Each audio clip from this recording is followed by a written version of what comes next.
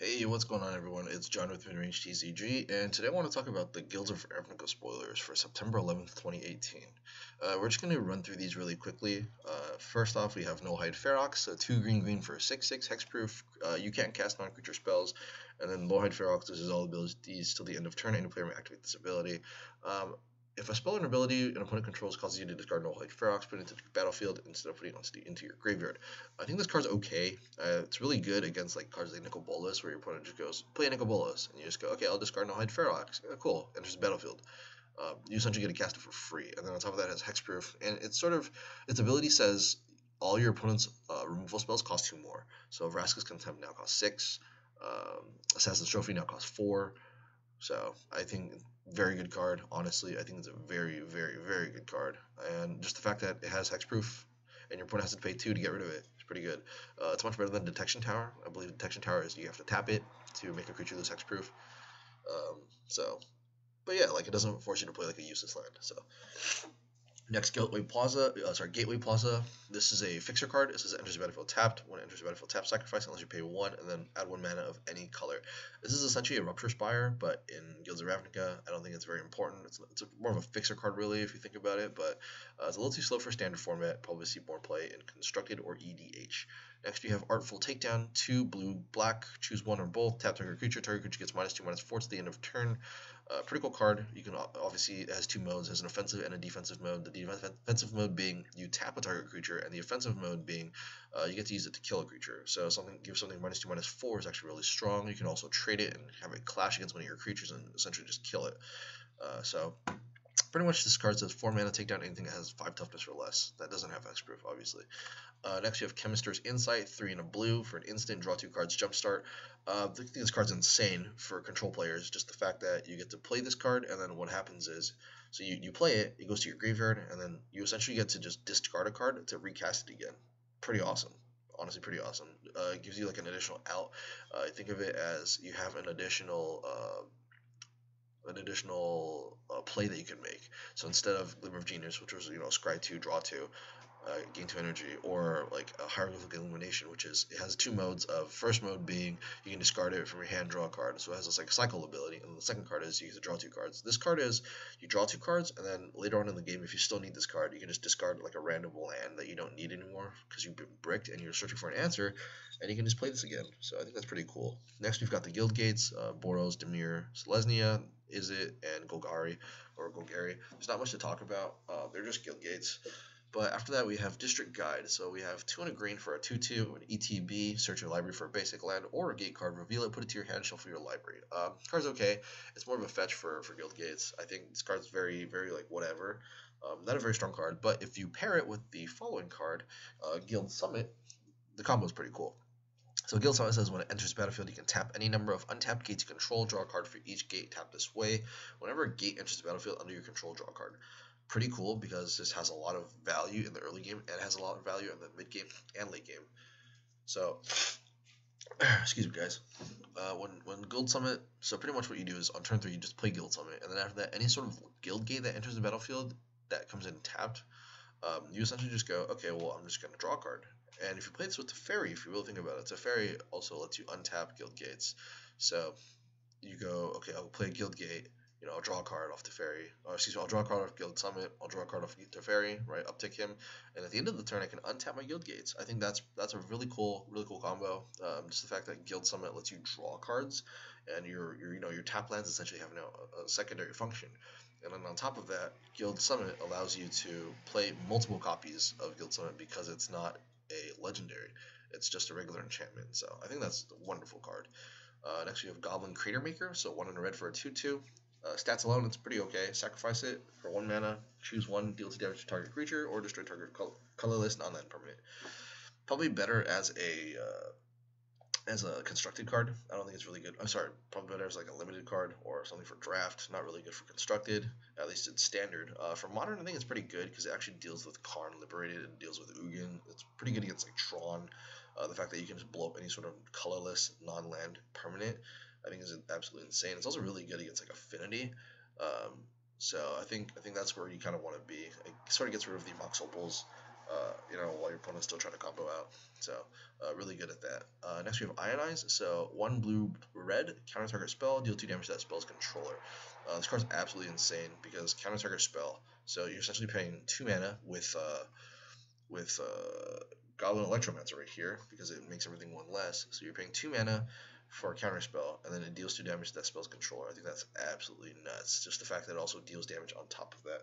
So you sort of punish your opponent. You get to play aggressive and you get to play defensive at the same time. And I think that's awesome. Next, you have Runaway Steam Kiln. So 1 in a red. Whenever you cast a spell, Runaway Steam Kiln has fewer than 3+1/+1 counters. Put a +1/+1 counter on it. Remove 3 counters from it. Add 3 red. I think this card's very okay. It's probably better as like a limited card or something better for like draft. But I don't think it's good enough for constructed. There's very few implications, and there's just so many other cards that are better. Like you can play Giant Ballard and make 3 mana for your sorcery instant spell. But I think adding 3 mana, just adding a triple red isn't that great, right? You don't really get the curve.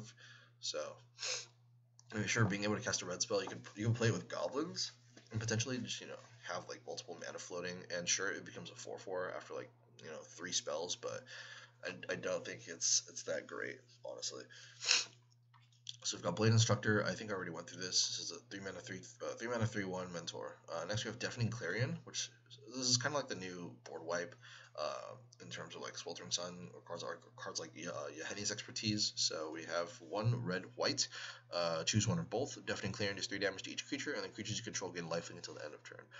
Unfortunately, this is a sorcery card, not an instant speed card. So I think that kind of cantrip for your lifelink, creature to gain lifelink is kind of okay. And then deal 3 damage to each creature. I think the deal 3 damage is probably more relevant than gaining lifelink. But yeah, I think this card's very okay. The fact that sorcery kind of sucks and it's not an instant because you can't essentially just give all your creatures lifelink. I think that kind of sucks. I think it should have honestly been deal 2 damage to each creature, and then all creatures you control gain lifelink until the end of turn. And on top of that, making an instant speed spell. I think that would have been much better. Much better.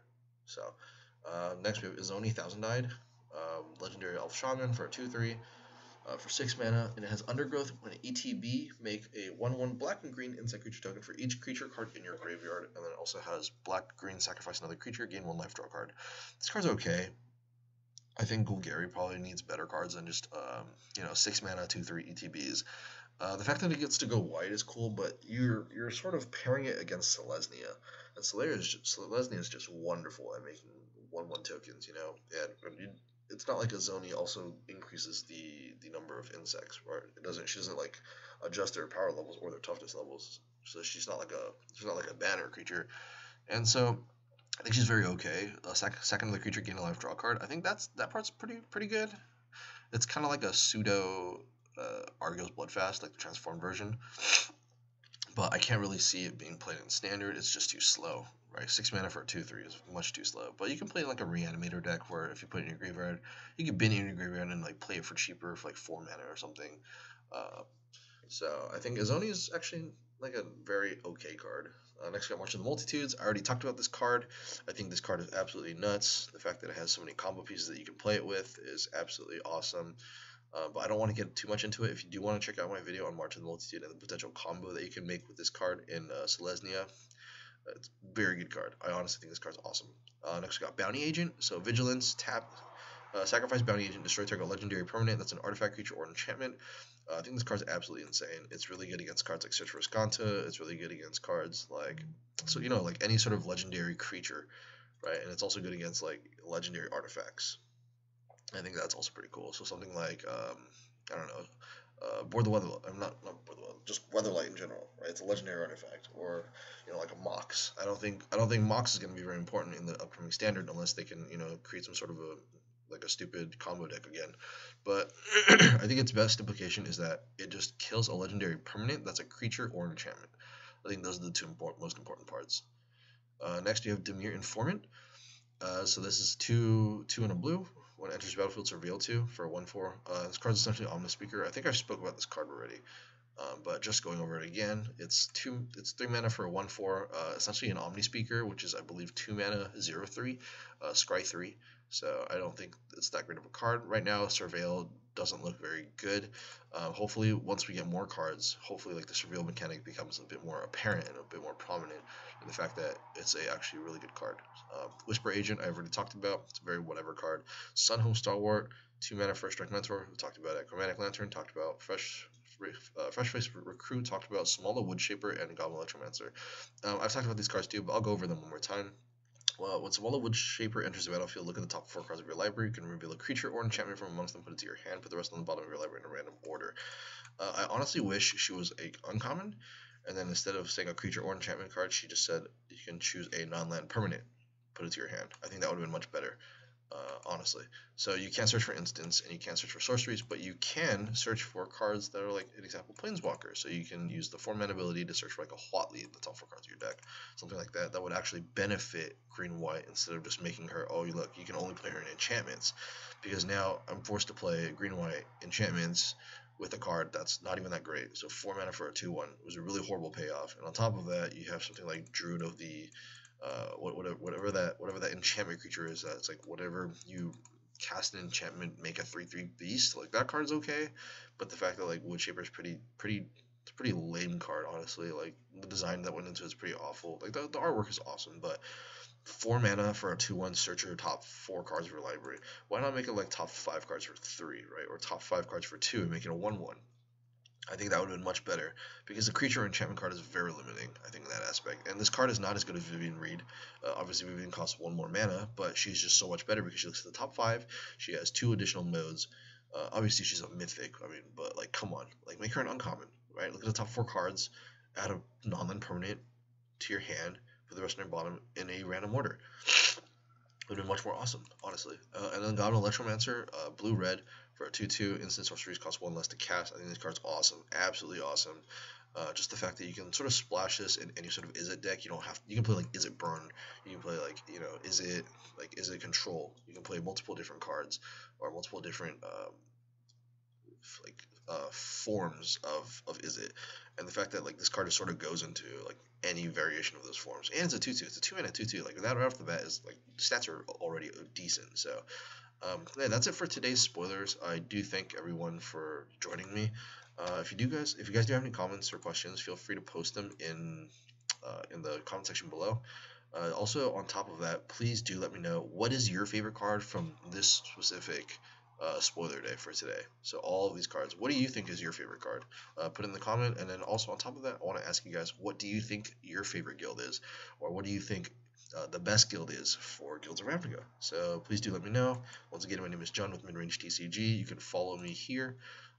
Just go to YouTube, type in Midrange TCG, look for my subscriber list, and then just click on my subscriber button. And also don't forget to click the bell for notifications if you do want notifications, and like my video. And I'll talk to you guys soon. Thank you.